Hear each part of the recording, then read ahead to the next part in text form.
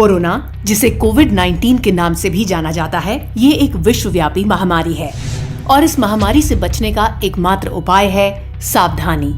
सावधानी के तौर पर हाथ को नियमित अंतराल पर 40 सेकंड तक साबुन या सैनिटाइजर से धोएं, मास्क पहनें एवं फिजिकल और सोशल डिस्टेंसिंग का सही ढंग से पालन करें।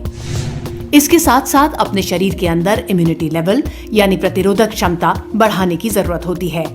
खाने में पौष्टिक तत्व, हरी सब्जियों के ज्यादा से ज्यादा प्रयोग और विटामिन के सेवन से हम आसानी से अपनी इम्यूनिटी लेवल को बढ़ा सकते हैं। इन सब सावधानियों के बावजूद यदि आपको बुखार, सर्दी जुकाम, गले में खराश, कफ या हाथ पैर में दर्द की समस्या आती है तो आपको अपने नजदीकी कोविड सेंटर में जाकर अपना टेस्ट कराना चाहिए। अगर आपका कोविड-19 टेस्ट पॉजिटिव आता है तो भी घबराने की जरूरत नहीं है। कोविड में 2 तरह की स्थितियां बनती हैं, एक एसिम्प्टोमेटिक जिसमें मरीज में कोई लक्षण नहीं दिखते और दूसरा सिम्प्टोमेटिक जिसमें लक्षण दिखते हैं। दोनों ही स्थिति में आपको अपने नजदीकी कोविड सेंटर से सलाह लेनी चाहिए। सहायता केंद्र को सूचित करने के बाद आप उनके मार्गदर्शन में होम आइसोलेशन में जा सकते हैं। होम आइसोलेशन मतलब आपके घर के अंदर ही आपके उपयोग के लिए अलग कमरा और एक टॉयलेट की व्यवस्था। होम आइसोलेशन के दौरान मरीज के कोई भी परिजन मरीज से किसी भी तरह का संपर्क नहीं रखेंगे। मरीज का केयरटेकर भी मरीज के बंद कमरे के बाहर रखे हुए टेबल या कुर्सी पर आवश्यकता अनुसार उसके उपयोग के सामान को रखकर फोन या आवाज देकर इसकी सूचना देंगे। केयरटेकर के लिए भी ये जरूरी है कि वो संक्रमण से बचने के लिए सारी एहतियात बरते।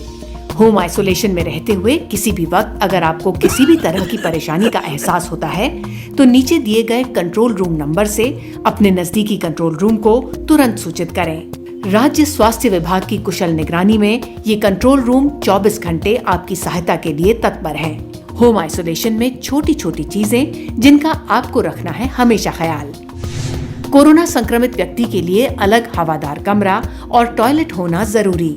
मरीज की देखभाल के लिए किसी एक व्यक्ति का 24 घंटे उपलब्ध रहना जरूरी। घर में अगर बुजुर्ग, गर्भवती महिला या छोटे बच्चे हैं या फिर कैंसर, अस्थमा, सांस की बीमारी, डायबिटीज, हृदय रोग या किडनी संबंधित किसी भी गंभीर बीमारी से पीड़ित कोई व्यक्ति है तो ध्यान रखें कि वो किसी भी हाल में कोरोना संक्रमित के संपर्क में ना आए। मरीज के परिजनों को नेगेटिव होने की अवस्था में ही रिश्तेदारों के घर शिफ्ट किया जा सकता है। होम आइसोलेशन में रह रहे मरीजों के लिए निर्देश। सबसे जरूरी बात है डॉक्टर के निर्देशों का सही ढंग से करें पालन। अगर आप किसी अन्य बीमारी के लिए पहले से दवा लेते हैं तो अपने डॉक्टर से जरूर सलाह लें। घर के अन्य लोगों के साथ घरेलू इस्तेमाल में आने वाली चीजें जैसे बर्तन, तौलिए या अन्य सामान साझा ना करें। शरीर में पानी की कमी ना हो इसके लिए लगातार सूप, पानी, जूस आदि पीते रहें और काढ़े का नियमित रूप से सेवन करें। शराब और धूम्रपान के सेवन से बचें। हर दिन शरीर के तापमान और ऑक्सीजन लेवल का रखें ध्यान।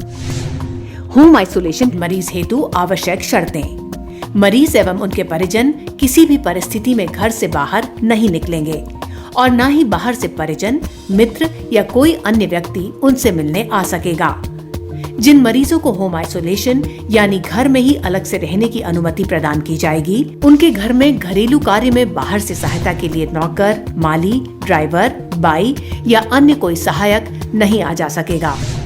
होम आइसोलेशन में जाने से पहले मरीज अपने लिए थर्मामीटर और पल्स ऑक्सीमीटर की व्यवस्था पहले से सुनिश्चित करें। और आखिर में सबसे पते की बात, होम आइसोलेशन को सजा की तरह ना लें। इस वक्त का उपयोग टीवी पर अपना मनपसंद कार्यक्रम देखने, संगीत सुनने, किताबें पढ़ने या जिस भी चीज में आपका दिल लगता है वो करने में करें। भरोसा रखिए, कोविड के खिलाफ इस जंग में आपकी जीत तय है। राज्य सरकार आपकी सुरक्षा के लिए 24 घंटे मुस्तैद है। राज्य शासन, हमारे सारे विभाग, चिकित्सक, सफाई कर्मी, पुलिस आदि कोरोना संक्रमण के प्रसार को रोकने और उपचार में लगे हैं। लेकिन अगर आप सावधानी नहीं रखेंगे, बचाव के उपायों का पालन नहीं करेंगे तो फिर कोरोना वायरस संक्रमण की रोकथाम मुश्किल होगी।